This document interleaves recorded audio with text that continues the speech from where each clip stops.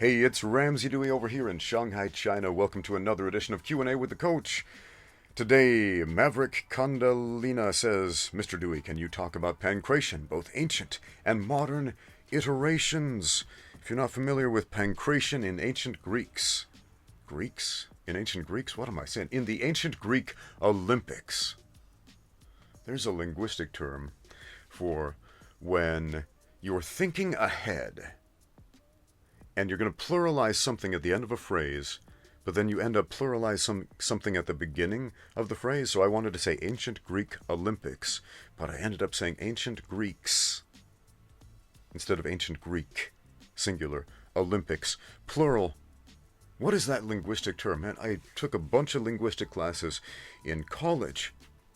Linguistics was my first major, and then I changed and got degrees in Spanish, which included a ton of linguistics classes anyway, and also modern dance. But we're talking about Pankration in the ancient Greek Olympics. They had 3 combat sports: boxing, wrestling, and Pankration. However you say that in ancient Greek, I have no idea.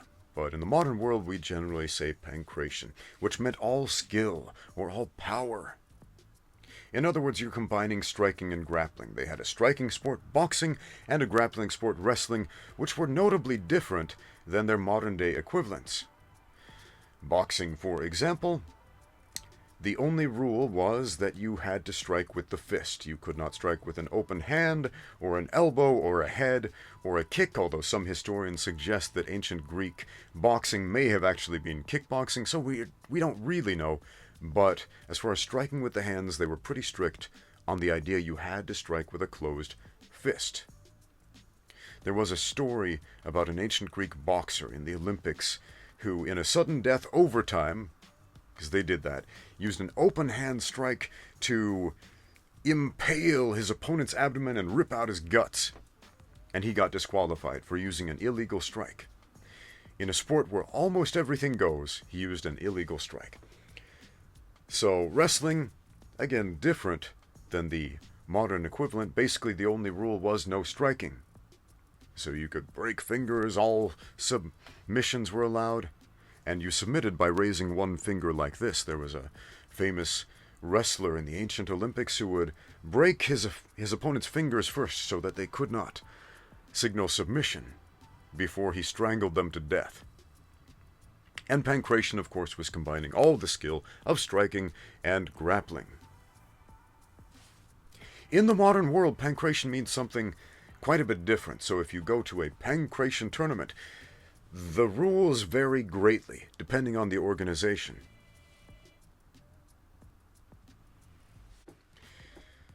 Okay, we had a delivery guy at the door. I'd like to do these in one take, but oh well, we're going to keep rolling. So where was I? Modern Pankration can be almost anything.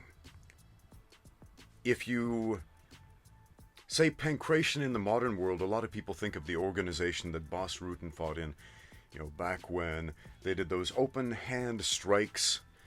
And speaking of which, I get so many comments from people saying things about Bas Rutten as if he used open hand strikes deliberately instead of a closed fist, because his open hand strike was better, or some nonsense like that. Look, the rules of that particular Pankration organization mandated no closed fist strikes. It has to be an open hand strike. Every single fighter in that organization used open hand strikes. Bas Rutten was not the only one. It was literally every one of those guys. And as soon as Bas Rutten went over to the UFC and other MMA organizations that allowed closed fists, that's exactly what he and everybody else did.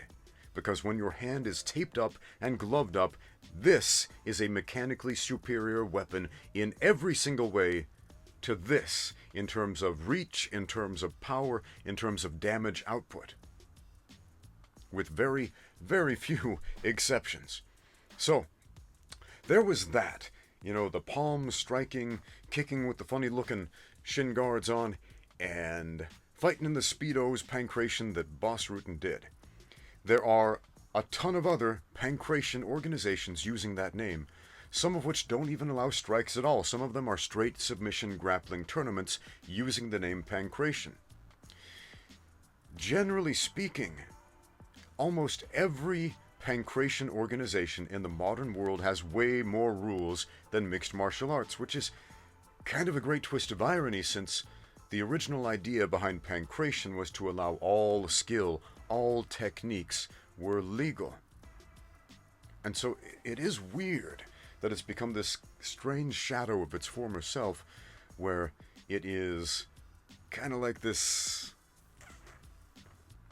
safe space MMA, if you will.